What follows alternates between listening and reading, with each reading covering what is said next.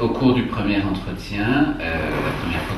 que les mariées viennent, je leur demande surtout de me parler vraiment un peu de tout ce qu'elles aiment, de ce qui fait leur vie, de ce qu'elles font de leur week-end, de comment elles fiancées, comment ils se sont rencontrés. Je pense qu'on ne fait pas la même robe pour quelqu'un qui connaît tous les musées d'Île-de-France et quelqu'un qui passe son week-end à faire des randonnées à cheval. Travailler pour le mariage, c'est presque une vocation, puisque donc j'en fais depuis très longtemps, et c'est vraiment un travail comme on peut en voir aussi en haute couture, et donc c'est vraiment au service de la mariée pour que tout soit parfait ce jour-là et qu'elle puisse se consacrer à son bonheur tout neuf, à son futur mari et à ses invités, et qu'elle n'ait pas à se soucier de la robe. On commence par caler au mannequin une toile de coton sur laquelle on va vraiment définir la forme exacte du décolleté, les mesures en fonction de chaque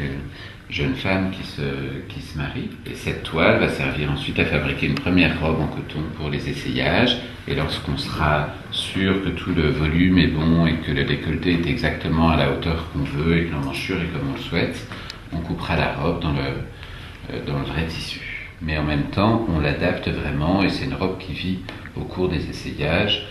Et on fait tout à la fin un dernier essayage sur lequel il n'y a vraiment plus d'épingles et qui permet à la future mariée vraiment de voir sa robe finie, prête à livrer et qui lui permet d'être vraiment rassurée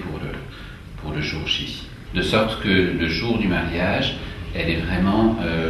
plus du tout à penser à tous ces détails-là et qu'elle soit à l'aise dans sa robe comme si elle avait l'habitude de porter tous les jours des pièces qui peuvent avoir des traînes ou des corsets. J'ai souvent des demandes qui consistent à des jeunes filles qui veulent pouvoir danser, comme on dit, jusqu'au bout de la nuit de manière assez confortable. Donc on réfléchit beaucoup à des systèmes de manches qu'on peut retirer, ou comme c'est le cas dans cette robe par exemple, il y a vraiment une traîne pour la cérémonie. Dans ces cas-là, on a juste pour le soir tout un système de fermeture qui permet ensuite de danser, de se retrouver avec une petite robe courte. Moi, je travaille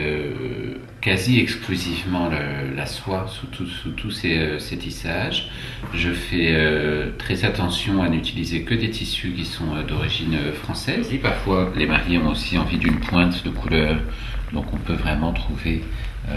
juste si on a envie d'un tout petit peu de bleu comme ça permet de se caler à côté. Mais je crois que l'écoute c'est effectivement très important parce que si on essaye de faire des robes qui sont vraiment personnelles pour chaque mariée, il faut d'abord prendre le temps de les écouter, non seulement ce qu'elles veulent, mais surtout ce qu'elles sont. J'ai aussi travaillé pour différents grands couturiers vraiment très proches, parce que j'ai travaillé par exemple 6 ans main dans la main avec Christian Lacroix ou aussi chez Sonia Rykiel, et je pense que j'ai acquis une certaine habitude de par mon travail d'arriver à comprendre à demi-mot ce que veut quelqu'un. Mais on essaye que ce jour-là, en tout cas, que ce soit vraiment la mariée qui soit à l'honneur et que les gens s'arrêtent plutôt sur le fait qu'il y a une très jolie mariée plutôt que sur le fait que la mariée est une très jolie robe.